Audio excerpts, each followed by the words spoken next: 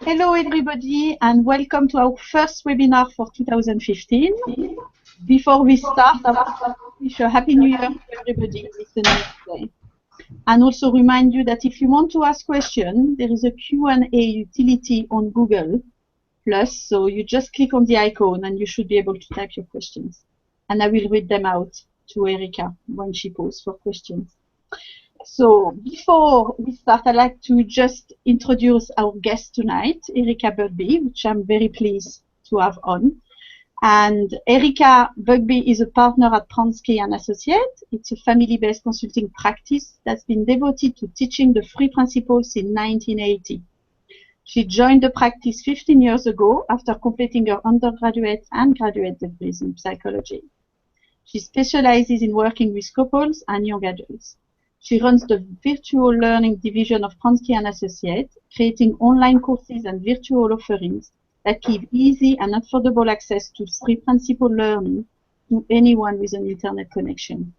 She's been married for 17 years and has 2 energetic kids and a semi-trained dog. I'd like now to pass the mic to Erika. Welcome, Erika, and thank you for being here. Great, thank you for having me, and thanks for setting this up.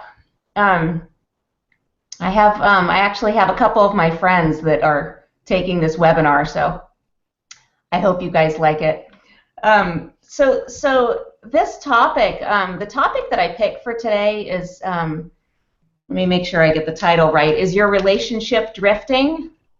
A closer connection is always within reach. I picked this topic because I think we see a lot of couples here over half the work I do is with couples and here at Pransky & Associates. I think this is probably the biggest problem that we see is a problem of connection, not having the closeness or losing the closeness and not knowing how to get it back. It's not the problem that people necessarily come out with initially, but it's the problem that's behind all of the other problems that they have. It's kind of the generic relationship problem, and once the connection gets better, the things that they've been complaining about that got them here clear up, and without the connection part of it improving, nothing clears up. So it's in my mind, it's any improvement in the connection in the relationship is the most powerful thing you can do for a relationship, and it's been true for my relationship too. So that's why I picked this topic. One of the things that I think is interesting about people's connection in their relationship is that it's kind of it's what matters. It's not visible to people, but it's what matters. It's like the currency of the relationship. It's the only it has the highest value. It'd be like going to a country and you trying to use different kinds of money. Without a connection, the communication doesn't work. Nothing works. Nothing that you contribute comes out when your connection is weak. And when you don't have a connection, when you don't feel a connection with your mate, it doesn't matter how fantastic of a mate they are. It doesn't matter how much you guys have going for you, how compatible you are, or how long you've been together. None of that matters without the connection. So it's like having money that doesn't work, or it's like the blood of a relationship, like the blood in the body. It's everything. So it doesn't matter how healthy your organs are. If blood flow isn't happening, the organs don't work, and that's how connection is. But what's interesting about it is that it's elusive. Feeling close to your mate is really elusive. It's elusive to everybody. Even people that have been close for a really long time, you can have a really tight relationship, and then the connection disappears. And sometimes you can see, sometimes you can see when it happened, or you can watch it happen gradually, and sometimes you just wake up and it's gone. And everybody has the same, everybody finds the element of closeness to be equally elusive. It's not like once you've been together for 30 years, then you've got that down. And some people have kind of have had a learning curve about it, but everybody is kind of an equal opportunity offender. Everybody can have a problem of not feeling close enough. It can happen to anyone. It can happen to any couple anytime. And fortunately, there's a few things about, there's a way of understanding how connection happens that you learn a little bit about it and your connection will go way up. And you don't even need your mate. Even though I have one of my friends that has her husband on this webinar, you don't need both of you. It just takes one of you to change the feeling of closeness. So it's a little bit mysterious and misunderstood how to get a connection, how to improve your connection with your mate. It's a little mysterious to people, but it doesn't take much to get the hang of it. So I'm going to be talking about some of the things that look like some of the elements that it really comes down to, because there's misconceptions about it. So the kinds of things that typically happen with people when they have a connection problem, when they feel like they're drifting apart, or they feel like there's there's a lot of couples will say it's like we're roommates. We're functioning, we run a household together, or we parent together, but we're not close. So sometimes people they were close and then they lost it. Or people who have never been that close, or they have their connection, but then they see in other couples, well, they're really close. I want that. And I don't have that. I've never had that. Or I used to have it, it's gone. Or people feel like they're not set up. They're not a type of person, they're withdrawn. And so they don't get to have the kinds of feelings, the depth of feeling with their mate, because they don't know how to do it. Or they're the type that tends to feel close and warm and connected to people, but their mate isn't that type. None of those things matter. So it doesn't matter whether you've never had a strong connection with your mate, or if you're in the dating world and you don't have a mate, but closeness has never been something that's always been a problem for you. It doesn't matter. It's so one of the things I'll be talking about is the fact that it's within everybody's nature to feel close to people, and it doesn't matter if the people you're in relationships with aren't the close type. You can feel close and connected to people, and you can actually promote that in them, even if that's like a second language to them. So that's one thing, and I wanted to point out is it's kind of everybody. It's part of human nature to feel close and connected. So we have an advantage as human beings in that regard, even though it doesn't look like it. It hasn't come easily to you, or it disappeared from your relationship. It doesn't mean that all of a sudden you've lost that part of your, that got uninstalled. You had it, and then all of a sudden it's missing, and you're missing the software. It doesn't work like that. The software is always there. So one of the things that, I said that connection is misunderstood, or it's elusive. One of the things that happens is that people try to get more connection, or try to get a better connection, or try to get their connection back. They go about it in a way that it's not going to work, but they spend their time and effort trying to harvest it in certain ways that will never pan out because of the way that human beings work. So I'm going to talk about that for a minute. One of the biggest misconceptions about how to feel closer to somebody is that it depends on certain things. So people have the idea that if my wife is, once we had kids, we're too busy. And we don't, we're consumed in these areas of our lives, and we've grown apart. And so there's no way for us to connect because there's no space. We used to spend time together, and we used to be interested in each other, and now she's interested in raising the kids, and I'm interested in trying to keep the household together and bring the money in. And so it's out of my hands. There's no connection available with the design of our relationship. So that's what people feel like. Well, if it depends on how busy you are and whether you guys are focused on the relationship. And I'll come back to that, but that particular example. But another thing that people think is, well, if we're never around each other, if our time together is fleeting, or we have little kids and we never get time alone, then there's no way for us to feel close.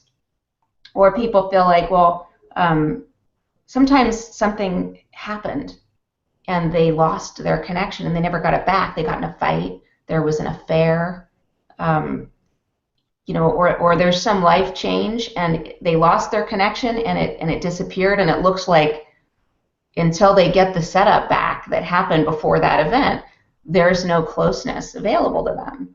We had one couple here a few weeks ago that his business, something happened in his business, in his company, and he came upon hundreds of millions of dollars. They just went from being fairly well off and comfortable to being crazy wealthy. And 4 years ago, they haven't been close since. And it looks like, well, it's the money. Or people, one of the things that happens is people, like I mentioned earlier, feel, well, he's just not the close type. I married somebody that doesn't do close, doesn't do intimate. And so I'm never going to have that. Or I don't know how to do that. I don't share my feelings. I don't open up. I'm not the type. So it feels like the first misconception that people have about closeness is that it's something that depends on something out there. And it's not within our means. Right now in the moment, I don't have the ability to influence that. How close, how much connection I feel, how close I feel to my mate. It's not within my means. It's not within my control. And that, I can't say the word I want to say here, but that's not true at all. And one of the things I want to point out about people is that we feel close to people. We have moments where we feel close to our mates. How close we feel to our mates is variable. So there's days when, even in the beginning of your, in relationships where you felt close to people, even in the beginning of it, where you felt closer to them one day and then alienated from them the next day. And because it's a variable thing, but the variable is within you. Even on the days when your mate feels distant, everybody has, maybe if you have to look beyond the relationship you're in now, but friends that you have that they're distracted or consumed or upset or self-involved, and your heart goes out to them. You feel close to them and fond of them. You feel love for them is another way of talking about closeness. You can feel love for them even though they don't feel love for you. They're not even thinking about you. You can feel fond of people. You can feel warmly towards people who aren't even in the room or aren't alive anymore. You can feel close to people. They don't even have to be there physically.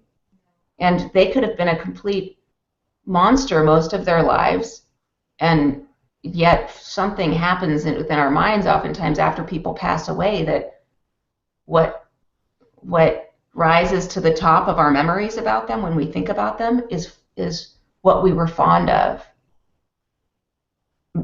because that's something that our minds do. Our minds generate thought that brings a feeling of love. And we get filled up with that love, and it has nothing to do with what the other person's doing. So one of the things I want to point out is that it's the feelings of love and fondness and feeling connected to someone and is something that's not only independent of how, what the relationship is up to at the moment or what they're doing in the moment, but it's also something that we frequently have the feelings of closeness that we're looking for. Those feelings come and go in us regularly. Maybe not for your mate, but for the other people in your life or for your pets.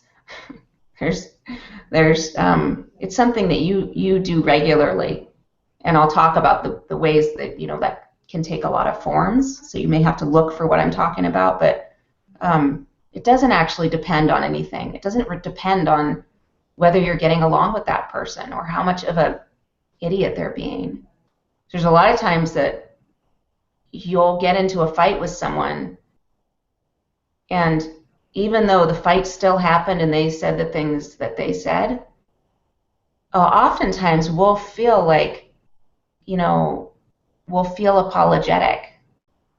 We'll feel bad about what we said, and we'll go to them with this, we have a change of heart about what happened. And nothing's changed. We're facing a relationship that's under strain and that there's an issue that's alive, and yet our feeling shifts about it. I'm not saying that happens all the time. Maybe that only happens 1 out of every 1,000 arguments you have. But the fact that it happens shows you that the two are not connected. Feeling of love and closeness operates completely independently inside of you. And so it doesn't matter that you guys are busy. It doesn't matter that you don't spend a lot of time together, because the feeling doesn't depend on the secular world. It's something spiritual in you that comes to life moment to moment through thought of love. And the love is feeling apologetic is one form of love. It's one form of feeling connected to someone or close to somebody. As soon as you soften up about an argument, you will feel connected to that person. And it's something that wasn't there, and then all of a sudden it was there, because thought moves all the time. So as soon as you get a new batch of thought in your head, you get a different feeling, and that feeling is where connection lives. That feeling is the frequency or the medium. That's where connection exists. It exists through thought in you, or it doesn't exist through thought in you. Animosity exists through thought in you. And, I don't like this person anymore, or I hate this person, or I don't know that person anymore. That lives in you. A lack of connection lives in you. So, and that's what the principles are trying to, this is just another way of talking about how the principles work, is that thought brings a feeling of love, and consciousness brings that love to life for you. And your mate can be, in another part of the house sulking or holding a grudge, and you can feel close to them because of the fact that our experience of life comes from thought, and only thought. And so thought is the source of connection, the feeling of connection for you. Thought is the way that you're the one that authors the feeling of connection. You're the author of connection for your mate. And you're also the author of feeling alienated from them. That happens through thought too. So that's one thing that I want to point out, is that the feeling of connection, even though it looks like it has to do with the other person or the relationship, it doesn't. It looks that way, but it can't be that way, because that's not how that's not how experience happens. Experience happens through thought. So all of our feelings come through thought, and connection is no different. So now one of the other things that I talked about that I want to come back to a little bit, in case some of you don't believe me, is that we're all wired up. All of us are wired up to feel close. So to feel close to people and to feel connected. Your mate is, you are. There's no way for that not to exist in you, and there's no way for it to die or to die in your mate. So, so I'll draw a parallel, like in the same way that human beings are designed to feel close to people and to feel warmly toward people. We're hardwired that way. It's part of our nature in the same way that it's part of our nature to hunt. You know, we're predators. So even though I don't hunt, I've never hunted, I'm never gonna hunt unless there's an apocalypse or something. If you threw me out into the wild and made me really hungry, and there was absolutely no way for me to avoid it, I would have a huge advantage. I would know how to hunt, and I would have everything in me to hunt. Now, I'm not going to be as good as other people who hunt regularly, but if you look for the person that, the couple that was here I had a few months ago, and he just didn't do emotions. He was very composed and kind of at arm's length with people. He wasn't an open person. But if you step back far enough, you can see, compared to, even on a scale compared to other people, you may be on the colder side, less open, but it's still part of your nature because you're social. You'll see that you have social inclinations. Anybody does, because that's part of our nature. And feeling warmly and compassionate and feeling love is something you feel no matter what your personality, because it's part of your nature. So it'd be like the difference between throwing me out in the jungle to hunt when I'm hungry. The advantages that I'd have if you took, I don't know, another animal that's not a predator, like a duck. If you took a duck and you put a duck in the forest hungry, and you told it that it couldn't eat vegetation, it had to hunt, it'd have a really hard time compared to me. Now, neither of us have hunted before, but a duck is not set up to hunt. I have a huge advantage. You've got, really short legs. He can't catch anything. He's equipped to fly, so running through the jungle does not, flight doesn't help him. There's too many trees. You get him, if he caught the thing, he's got no hands. He's got these little tiny nostrils, so he can't smell anything. You ever seen the nostrils on a duck? They're like tiny. You can barely see them. So everything about us is designed to hunt. So it doesn't matter if your personality, if connection and closeness does not come easy to you, or if you haven't honed your skills in that regard, in the grand scheme of things, you're designed perfectly to connect with people in the same way that you're designed to hunt compared to a duck. It's in our nature the way hunting is in our nature. Being social and feeling connected to people is in our nature. And because it's the way that we were engineered. So if I took you and threw you in a room with other people, say in another country, you don't know them, you don't know anything about them, you don't speak the language, and you put somebody in that room that's sad, you would feel compassion for them if you didn't have things on your mind. So if you didn't have anything, if your head wasn't filled with judgment or taking them personally or thinking, what did I do to offend them? you didn't have a history with that person, and you didn't have the kinds of thoughts that you usually have around your mate when they're upset, you would feel compassion. And you do regularly with people in your life, either compassion or a humility, like, oh, I've been there, I know what that feels like. That comes very easily to you. But one of the things that is kind of a misconception to people is that it has to take, they're looking for connection to happen in a certain form. So one client I had said, we've lost our feeling of companionship and intimacy. There's no intimacy. It's like we're office mates. She does her job and I do mine in life. We have our departments that we handle in our relationship, and we're just, operating parallel, and there's nothing shared. There's no shared interests. And I want her to, want me. I want her to want to be with me, and why there's no desire there. There used to be desire. There's no desire.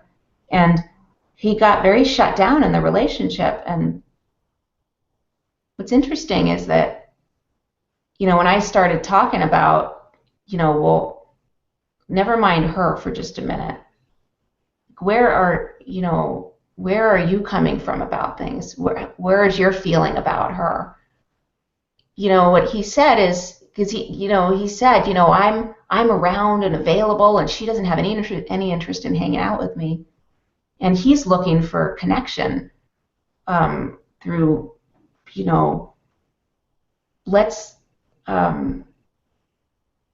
I want her to want to be with me all the time the way it was when we first met, and that disappeared. She's gotten busy. And when I asked him about, through our conversations, it came out that he basically said, well, I don't even try to hang out with her anymore because there's no point. And so what happened is he realized, I'm trying to get her to want to be with me when I'm not, let me see how to say this, I'm not really bringing anything, is what he realizes. He said, I guess most of the time I don't bother reaching out to her because I'm hurt and insecure that she doesn't want to be with me anymore. Maybe she changed her mind, or, I'm not desired. And essentially in his head, what he was doing was feeling hurt and offended by her when he's around her. Now here's what's interesting about that is that from the outside, that looks like a really bad strategy. So you want more connection, and your strategy is to basically, this is what most people do, is they feel bad about the other person, that they don't want me anymore, they're too busy. Or they feel like this guy was really funny. He was, afterwards, once he realized this, he's an attorney. And he said, we signed we have a contract. We got married. There's a contract, a marital contract that you kind of enter into when you get married. She told me in our vows that she was always going to want to be with me, and she was going to be there for me and love me, and she stopped doing that. She breached the contract. She signed a contract, and he kind of felt like entitled. Let me just show her the contract and remind her, okay, now you have to love me. Remember that you said you were going to? Like, where's the love? Come on. I'm waiting. And he felt very entitled and kind of indignant and righteous. And it was so interesting as I said, well, you don't feel so great yourself. Like, where's the love? Because I'm not seeing it. I'm not feeling it. So never mind her just for a minute. Like, you don't really feel it either, if we're going to be calling people out here. And what's so interesting is he thought that, first of all, he thought that was really funny. He said, that's so funny. I'm so hung up on contracts and people honoring their contracts that I didn't really realize that I've been doing the same thing, and here I am all righteous about it. And here's what's interesting about that is is that, first of all, he went from realizing I'm looking for it out there, and I'm not bringing it. Here I am telling her it's on her, and I'm not really doing my part. So that was one thing that kind of, I want to point out about that story. But the other thing that's interesting is he came in the next morning, and he was here for 4 days. It took 3 days to get to that point. He comes in, thank God, on the 4th day, and he says, I've been sitting here judging her and wanting certain things from her. And what I realized is there's all these things that she is offering that I'm not even appreciating, because I've been looking for her to desire me physically, really is what it came down to. I want her to want intimacy with me. And I've been so hung up on that I've missed all these other things that she offers me and offers as a wife and brings to the table. I've had no interest in those things, and I'm missing it. And what I realized this morning is she's an incredible mom. She just put everything aside, including me, to raise our kids. And how fortunate I am, because I'm not a very good dad. It's not come easily to me. I'm not even around much. I have this person that's covering our bases, is like giving everything to our kids, and is the most patient, amazing mom.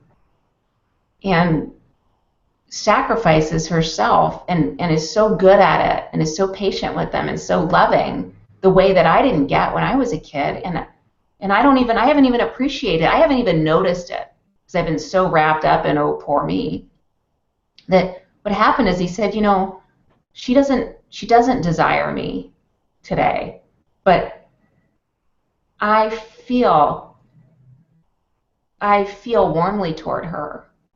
I feel fond of her. I feel love for her. I feel close to her. But it came through, I don't know, appreciation and gratitude. And it really surprised him. And what I want to point out here is that gratitude is connection. Appreciating somebody, being in awe of something that they offer. That is a form of closeness. That's a form of love and connection. And all that happened is his thinking shifted. And he, I don't know, noticed things he hadn't noticed, and all of a sudden his connection came back. She didn't change at all overnight.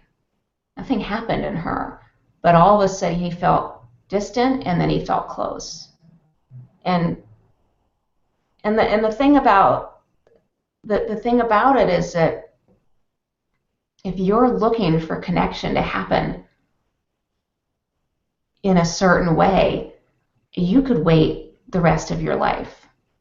And it'd be like being really thirsty and there's a glass of water right over here, but you're just fixated on, like, I need a glass of water to show up right here. And what I'm suggesting is that connection and closeness takes a lot of forms. And it takes a moment of openness to look for what else there is. And that's what happened for this guy, is there's something shifted inside of him. And all of a sudden a connection happened.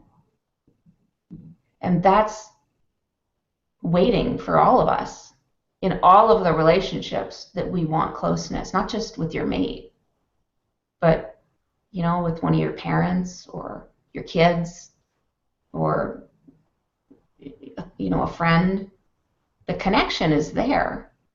And the only thing that gets in the way is your thinking.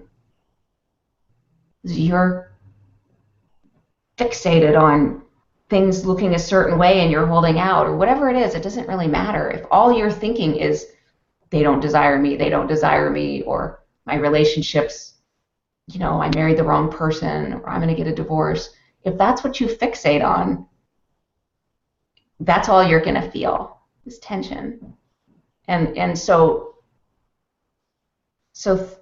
connection can look a lot of different ways, and the way that you feel, whether you feel close and how close you feel, or whether you feel distant and how distant you feel, comes down to thought in the moment, what your thought is doing in the moment. Now, just to give you a few other examples, depending on your personality type or your mate's personality type, but the different ways that closeness, the different forms that closeness or feeling connected can take. Compassion is one of them, or gratitude. But humor and fun and lightness, that's connection, that's closeness. May not look like it. Like my husband and I watch Seinfeld at night, and we're not even talking. I don't know if you've heard of Seinfeld. It's a sitcom. It's just it's about nothing, the show. It doesn't even have a significant plot. And we're not talking during the show, but I feel close to him when we laugh about the same things. The fact that we're even, I don't know, there's something about watching it that makes me close to him.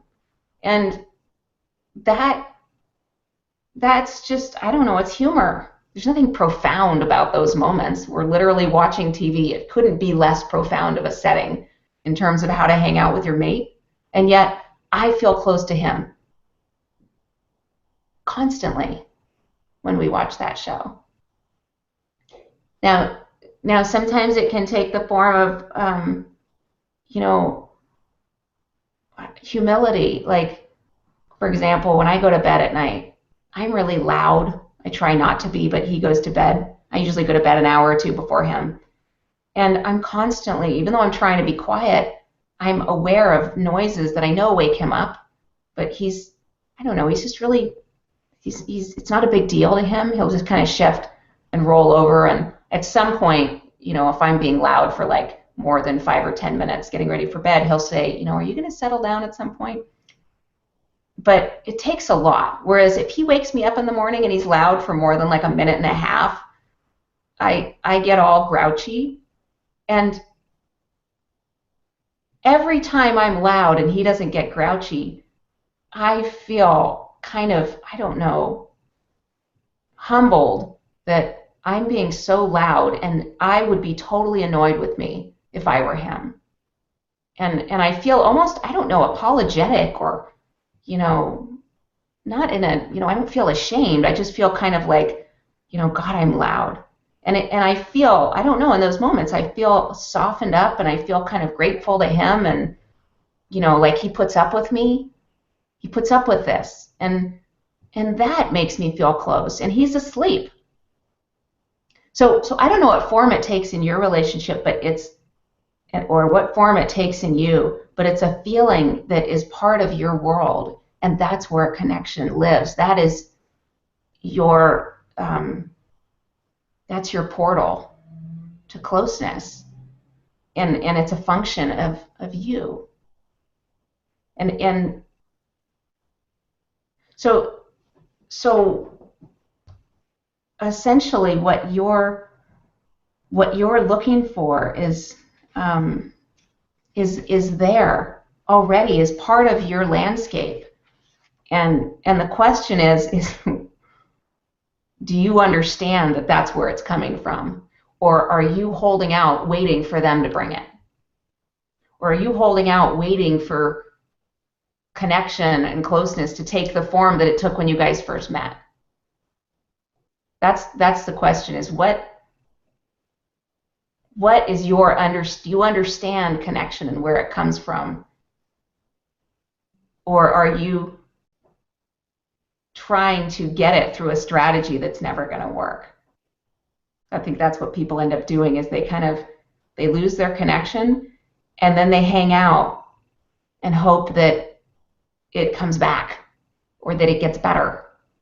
And they have no idea what they have to do with it, or that they have anything to do with it, because it looks like it lives outside them.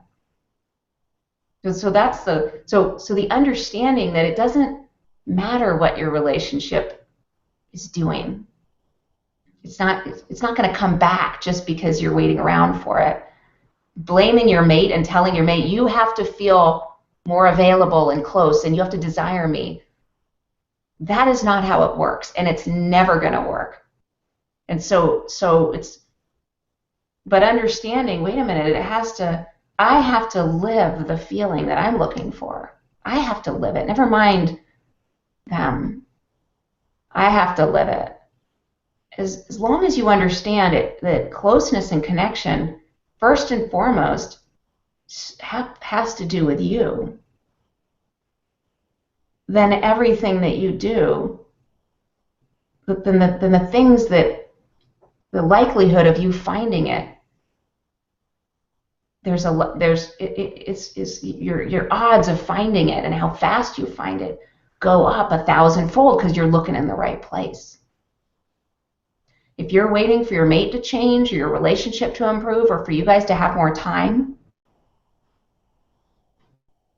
or you're waiting to go on vacation or to do the things that you used to feel connected doing, or you're waiting for it to take a certain form, it is out of your control in those moments, because that's how it's going to feel. It's not the truth of it, but it will feel that way. And the way that thought works, as soon as you have the idea, well, I can't, as soon as you have the thought, I can't make them feel close to me. There's no way for me to feel close. As soon as you have that thought, consciousness will bring that to life, and it will feel true. It doesn't mean it is true, but that's how it's going to feel. Any questions you guys have before I proceed? Take a minute and see if anybody has questions. We have one question. Right.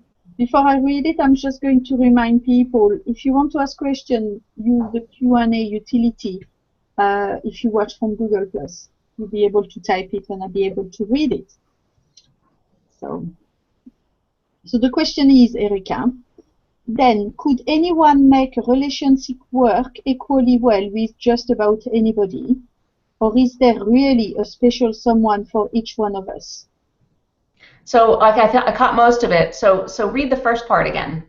Then could anyone make a relationship work equally well with just about anybody? Oh, equally well, right. Or is there really a special someone for each one of us? Right. Well, there's two parts of that question. I'll give you the short answer to the second part, because I have no idea if there's someone special for everybody. I don't know. I know that when we feel close to people, it feels like that's the person for us. So I can only tell you from my experience, and when we don't feel close to people, it feels like they're not the person for us. But I know, are we capable of feeling close to people equally? Yes. According to the way that my understanding of thought, the way that thought works, is that we can feel close to people, to anybody, because it's something that happens inside of us.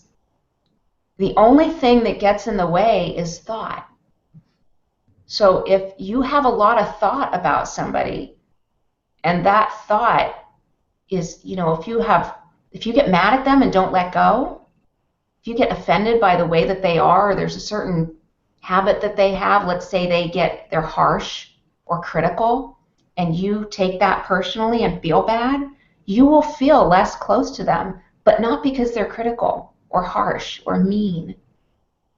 Because you feel less close to them because you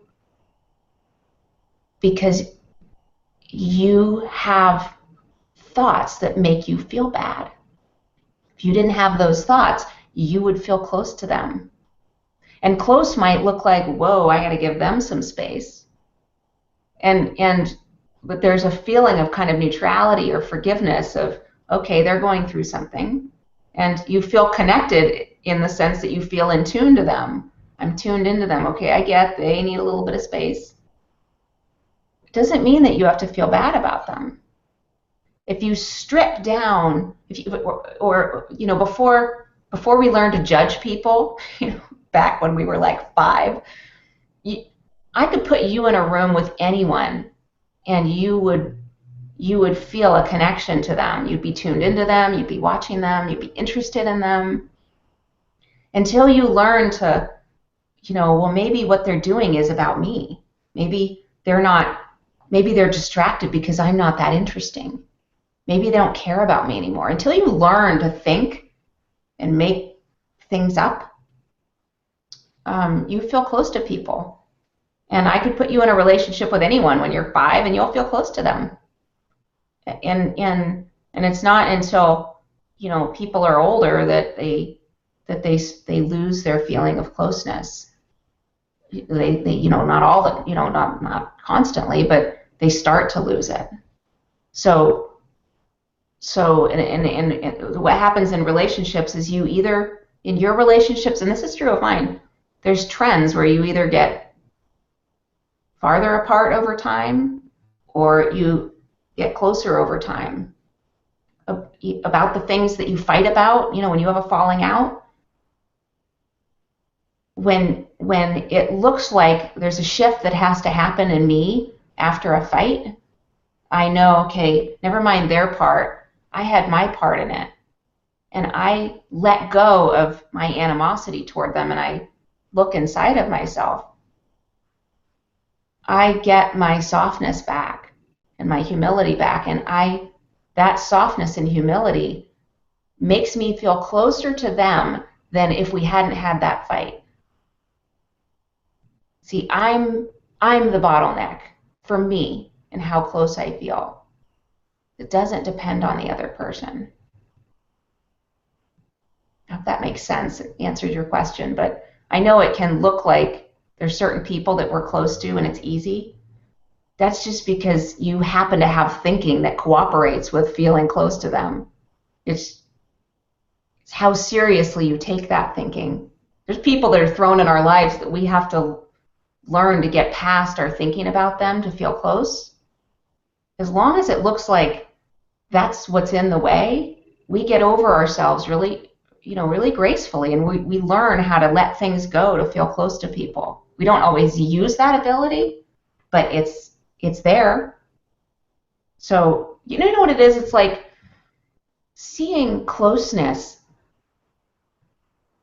as a function of something that has to happen in you is it's the same thing with, like, I don't know, like getting a massage. Like, I don't know if you've ever gotten a massage, but if you go to get a massage and you know, you're tense going in, you're not going to relax. If it doesn't look like it's your job to relax when you get a massage, you won't relax. If you're waiting for the other person to do it to you, and you're waiting, and you don't do your part, you don't get relaxed or in a relationship open and neutral. If you don't soften up, you can't possibly be relaxed. And whereas you could go sit in the waiting room at a masseuse and be relaxed, you don't even need the other person. And it's the same way in relationships. You could be relaxed and open in any relationship. So it would be like if you went into a masseuse and you were really tense, and you know, you were critical and irritable, you know, like, you know, can you turn the music down a little bit? Can you hurry up? I'm on a schedule here. And oh my God, your hands are cold. The lotion smells too strong. It's so dark in here with the fee you charged. Can't you afford more light bulbs? Like, if you're, you know, if you're grouchy and annoyed and tense, a massage is not, it's not going to do anything for you. It has to look like a function of you. And in a massage, you have somebody trying to get you relaxed and open. You don't get that in a relationship a lot of times once it's shut down. You don't even have the advantage of someone trying to calm you down and relax you and get you open. You have to do it yourself. But once you can see your function, there's a part that you play in that.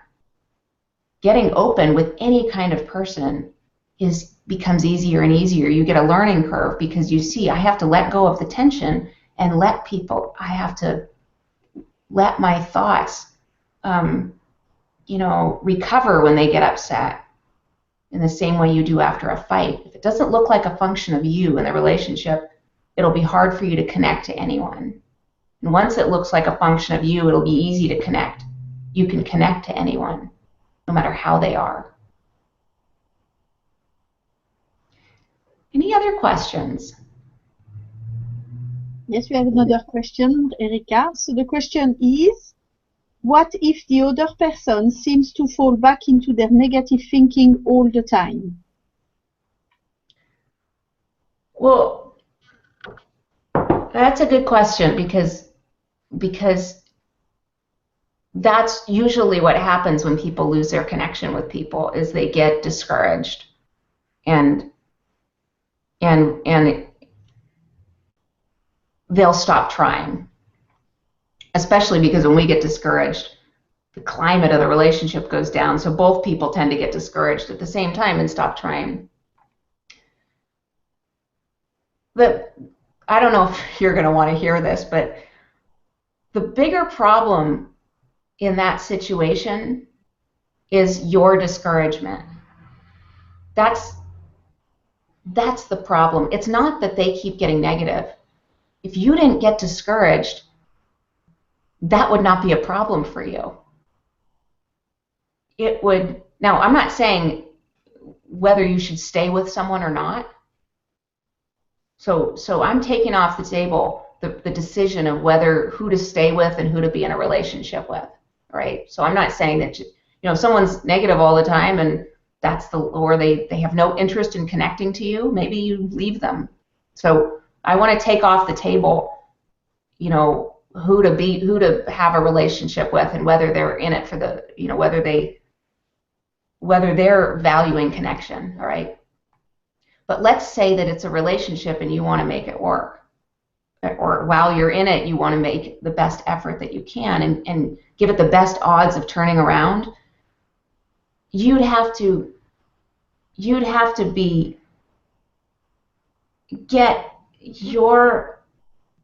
be more interested in your discouragement or your frustration or where you go, the meaning that you make, where you go in your mind with their negativity. That's the bigger problem. That's where you're going to feel cold, is not from their negativity, but from what your mind does with that. So you can be around somebody who feels negative and not feel bad about it. Just depends where your thinking goes and whether you go with it. But in the same way that you handle other people's negativity that doesn't get to you,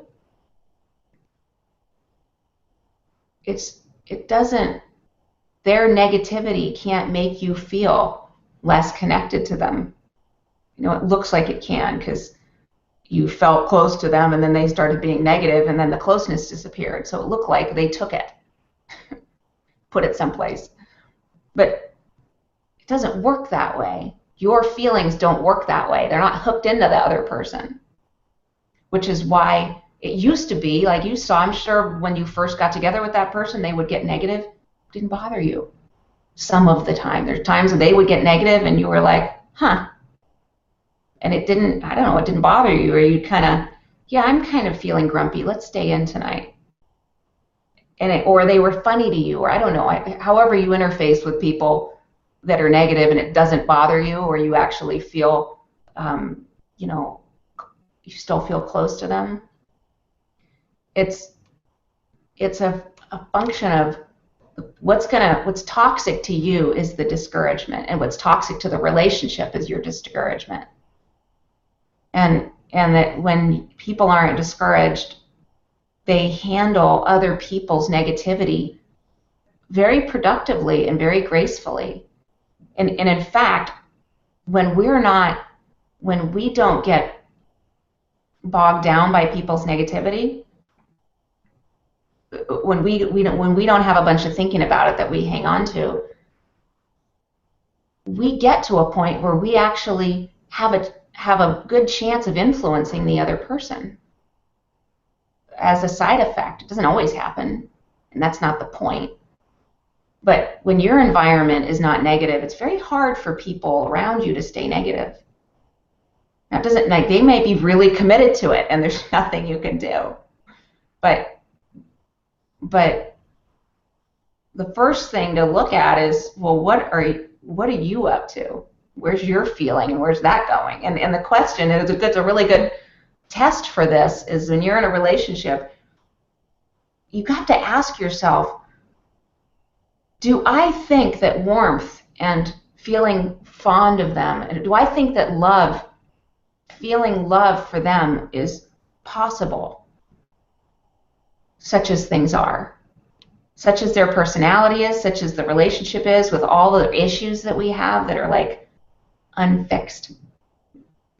Do I feel like it's possible? If you don't think it's possible, you got to be honest with yourself. It's going to be really hard to feel love for them because you're not really interested in your feeling. I'm guessing you're interested in theirs. I want them to feel love. Yeah, it's possible for me to feel that way, but why should I do the work? So you're looking for you. So that's the first question. If you don't think it's possible, you're barking up the wrong tree. And the other question is, do you feel like that's first and foremost what matters, is the environment that you're living in? And if you feel like, not only do I think it's possible to feel warm towards them, is it a good idea, and do I want to? And that's kind of what the point of this webinar, this talk is that it's not only possible to feel warmly and connected toward people, no matter who they are and what your relationship is like and what problems you have, but it's possible. It's within our nature. It comes easily to us, and it's what has to happen. It's mandatory, absolutely mandatory. You can't. It's a prerequisite, like taking biology 2. You have to take biology 1. Your feeling of warmth toward them and love, it's the prerequisite to reaching out to them and having any chance of them reaching back. You have to reach out. It has to start with you, and it's well within your means.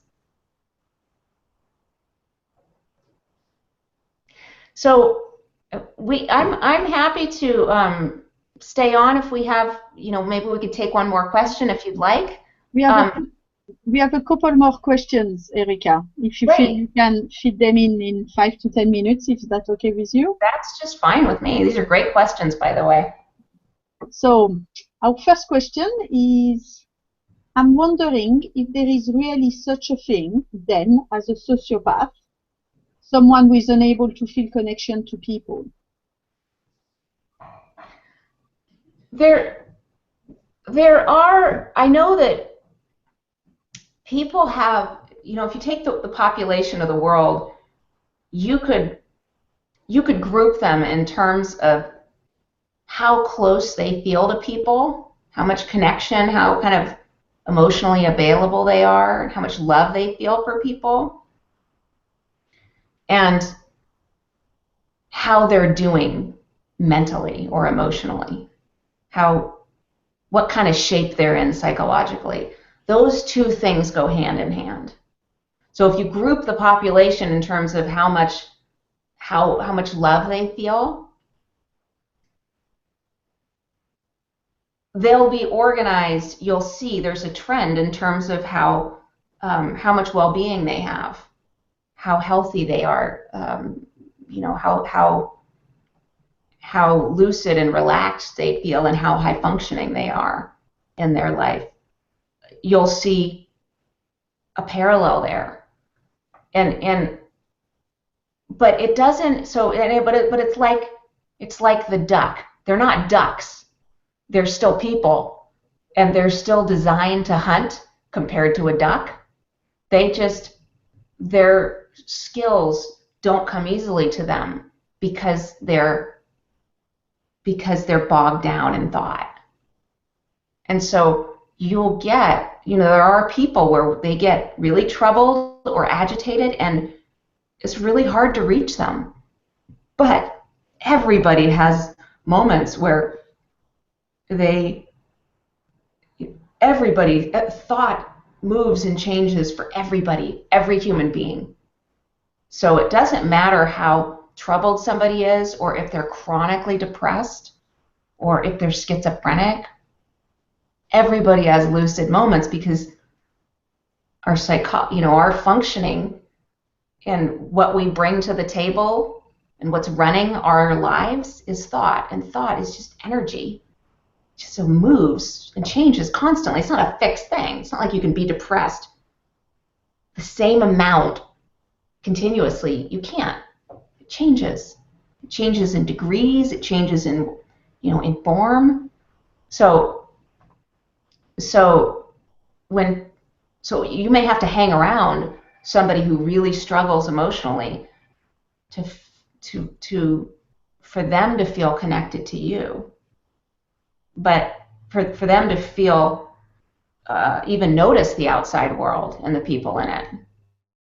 But if you hang around somebody who's troubled, who's going through something and is troubled, at some point they'll come out and they'll have their form of feeling close to you, feeling connected to you, or feeling tuned into you. And it, you may have to really look for it. You may have to spend more time to see it. But it's absolutely 100% there in everybody, the way that the instinct to hunt is in everybody. And it may look like, they say, well,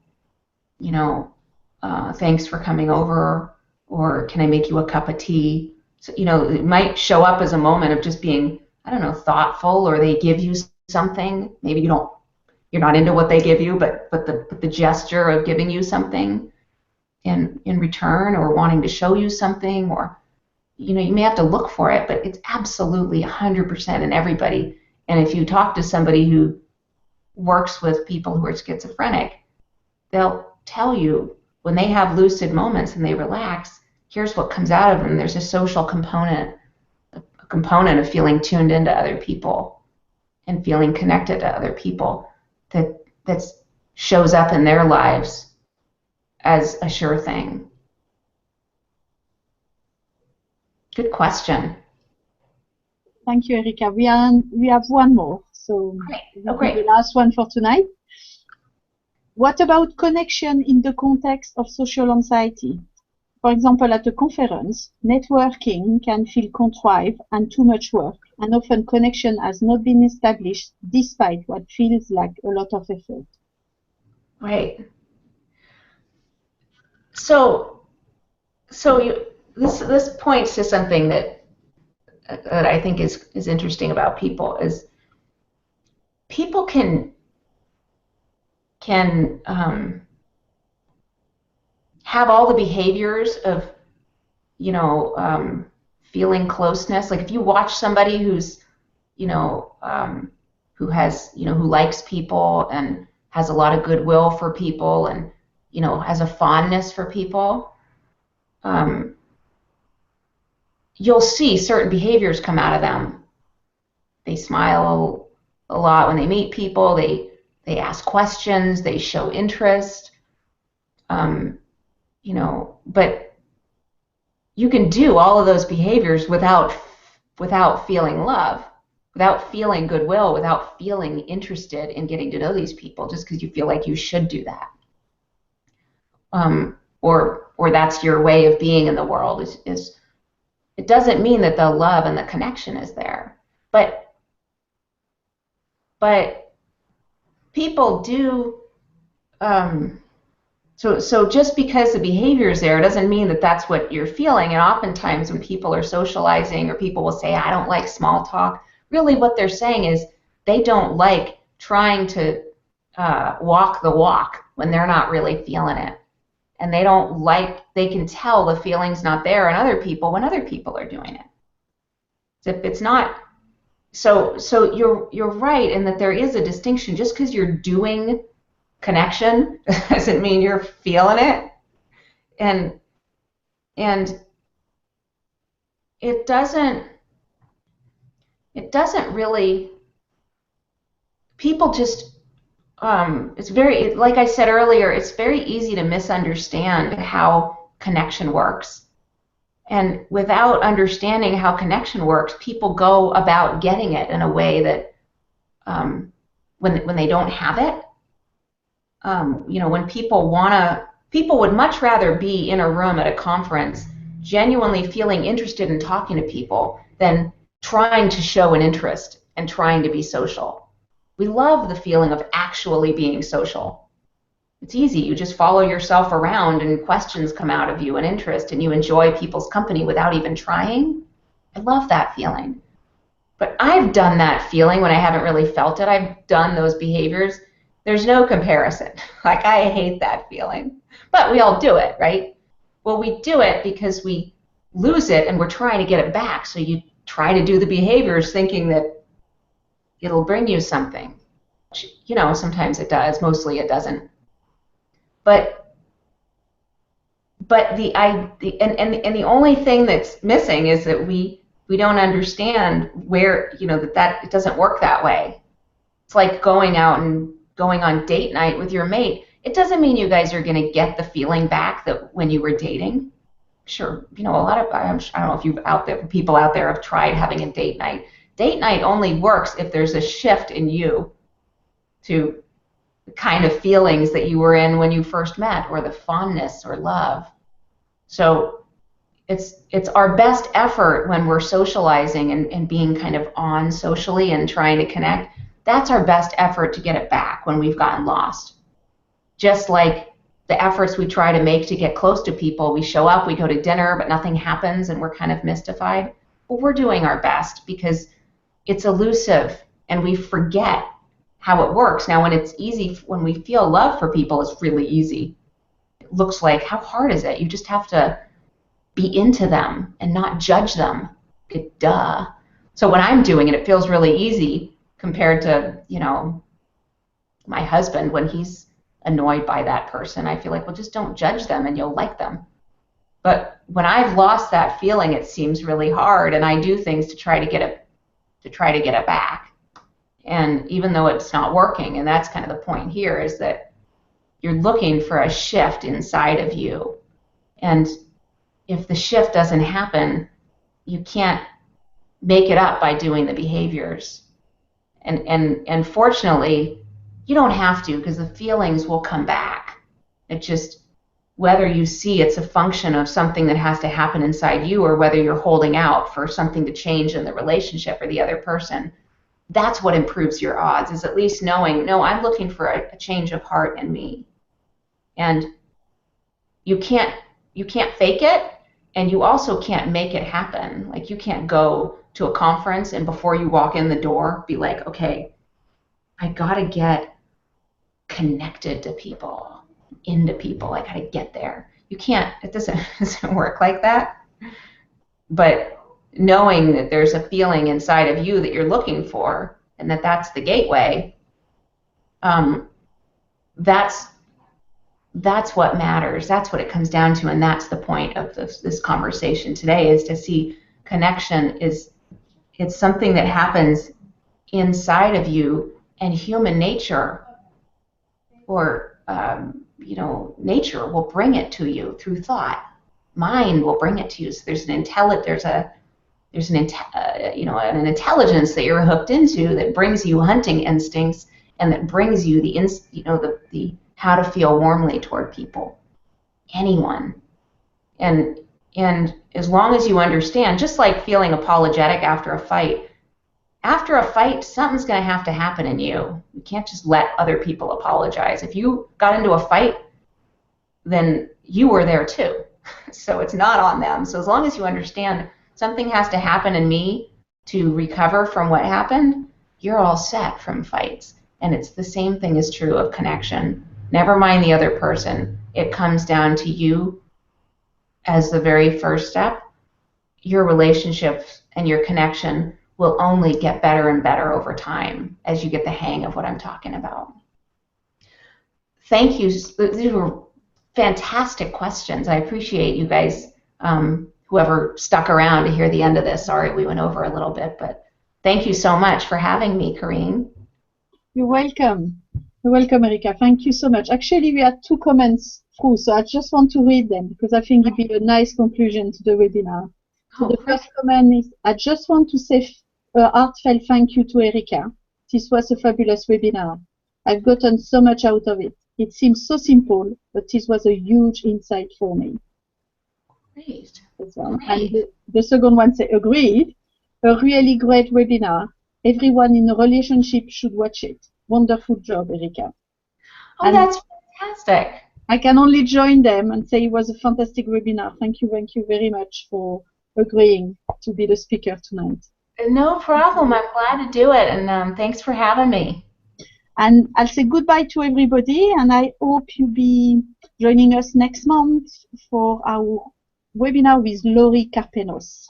So thank you, everybody, and see you next month. Bye-bye. Bye, guys.